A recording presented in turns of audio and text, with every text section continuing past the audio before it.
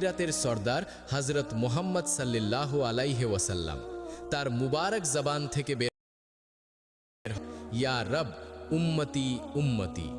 তিনি আল্লাহর কাছে আমাদের জন্য সিফারিশ করবেন, আর এরপরই শুরু হবে হিসাব কিতাবের ভয়ঙ্কর অধ্যায়। এরপর শোনো, প্রথম হিসাব নেওয়া হবে নামাজের বিষয়ে, কারণ রাসূলুল্লাহ সাল্লাল্লাহু আলাইহি ওয়াসাল্লাম স্পষ্টভাবে বলেছেন কিয়ামতের দিন প্রথম প্রশ্ন হবে নামাজ নিয়ে।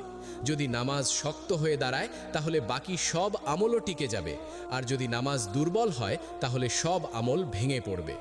তারপর আসবে কয়েকটি কঠিন প্রশ্ন।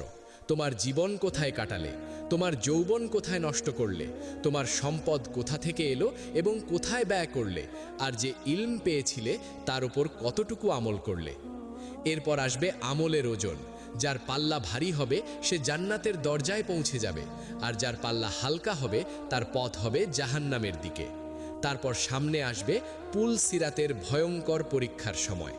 পুল সিরাত কি, কোথায় রয়েছে, কারা বিদ্যুতের মতো পার হয়ে যাবে, আর কাদের হাত ধরে আমাদের নবী সাল্লাল্লাহু আলাইহি ওয়াসাল্লাম টেনে নেবেন, এসব বিষয় নিয়েই এই আলোচনা।